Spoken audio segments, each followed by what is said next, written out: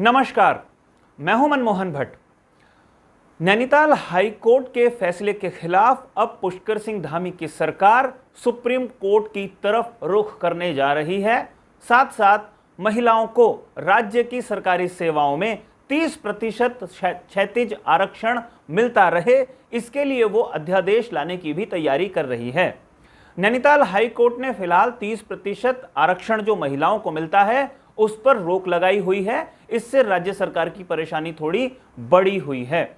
उत्तराखंड में महिलाओं की जो संख्या है वो पुरुषों के मुकाबले कई जगह ज्यादा है और महिला मतदाताओं का ही असर माना जाता है जो उत्तराखंड में पुष्कर सिंह धामी की सरकार दोबारा रिपीट कर पाई है इस विधानसभा के चुनाव में।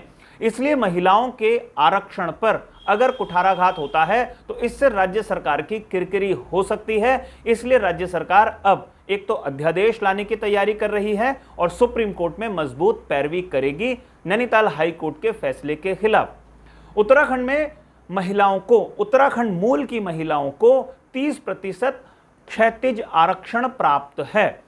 एनडी तिवारी सरकार ने एक शासनादेश जारी करने के साथ यह सुविधा राज्य की महिलाओं को दी थी, लेकिन इसके लिए कोई स्पष्ट कानून बनाने से एनडी तिवारी बचते रहे थे। लेकिन अब जाकर इस मामले में सरकार की थोड़ी फजीयत हुई है।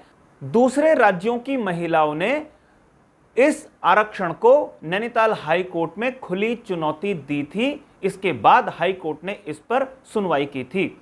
महिलाओं का तर्क था कि डोमिसाइल यानी स्थायी या मूल निवासी होने के कारण किसी को आरक्षण का लाभ नहीं दिया जा सकता।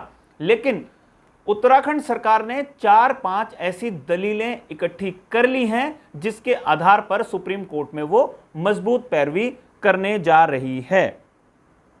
4 दलीलों में एक तो डीपी जोशी बनाम मध्य भारत मामले में 1955 में सुप्रीम कोर्ट की संवैधानिक पीठ ने फैसला दिया था कि अधिनियम, अधिवास या डोमिसाइल आधारित आरक्षण संविधान के अनुच्छेद 15 का उल्लंघन नहीं करता, क्योंकि जन्म स्थान और निवास स्थान में अंतर है। ये एक मजबूत दलील है। दूसरा, उत्तर प्रदेश सरकार बनाम ओपी टंडन के मामले में 1973 में सुप्रीम कोर्ट ने मेडिकल दाखिले में पर्वतीय और उत्तराखंड क्षेत्र के लोगों को सामाजिक और शैक्षणिक रूप से पिछड़ेपन के आधार पर आरक्षण मान्य करार दिया था।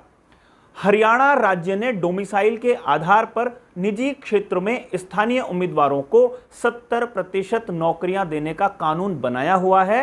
इस पर एक याचिका में उच्च न्यायालय ने रोक लगा दी थी, जैसे नैनीताल हाई कोर्ट ने रोक लगाई है, लेकिन सुप्रीम कोर्ट ने इस रोक को नकार दिया था, उस पर रोक लगा दी थी और जो कानून हरियाणा ने बनाया था उसको मंजूरी दे दी थी, उसे बरकरार रखा था।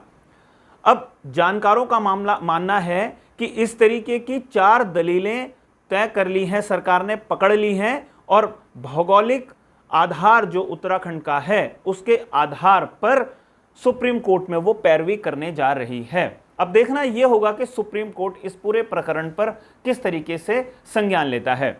वैसे राज्य सरकार 2 बार पहले भी आरक्षण के मामले में मुंह की खा चुकी है।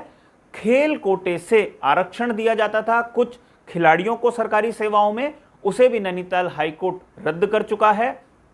इसके बाद जो उत्तराखंड आंदोलनकारी हैं उन्हें भी सरकारी सेवाओं में 10% का आरक्षण दिया जाता था, उसे भी हाई कोर्ट खारिज कर चुका है। यानी आरक्षण के मुद्दे पर सरकार पहले भी घिरती रही है, लेकिन यह पहला मौका होगा जब महिलाओं के आरक्षण पर कुठाराघात हुआ और राज्य सरकार इस पूरे प्रकरण को लेकर अब एक तो अध्यादेश लाने की तैयारी कर रही है, यानी कानूनी रूप से मजबूत करने की बात कर रही है और साथ साथ सुप्रीम कोर्ट की शरण में जाकर अपने इस कानून के पक्ष में मजबूत दलीलें प्रस्तुत करने की कोशिश कर रही हैं। अब देखना यह होगा कि जो सरकार की दलीलें हैं वो सुप्रीम कोर्ट में कितनी कारगर साबित हो पाती हैं। सुप्रीम कोर्ट कितना कन्विंस राज्य सरकार की दलीलों से हो पाता है। अगर ऐसा हो गया तो 30% आरक्षण जो उत्तराखंड मूल की महिलाओं को क्षैतिज आरक्षण सरकारी सेवा में मिलता है वो मिलता रहेगा। और अगर सुप्रीम कोर्ट ने भी इसे खारिज कर दिया तो राज्य सरकार की मुश्किलें बढ़ सकती हैं। अब देखना है कि सुप्रीम कोर्ट क्या फैसला देता है। साथियों, अभी के लिए फिलहाल इतना ही। अगली रिपोर्ट में आपसे एक बार फिर मुलाकात होगी। जाने से पहले 2 आग्रह। यदि आपने अभी तक हमारे इस चैनल को सब्सक्राइब नहीं किया है तो इस चैनल को सब्सक्राइब आप जरूर कर लीजिए, और यह रिपोर्ट अगर आपको पसंद आई हो तो इसे लाइक करके अपने मित्रों तक जरूर पहुंचाइए। नमस्कार।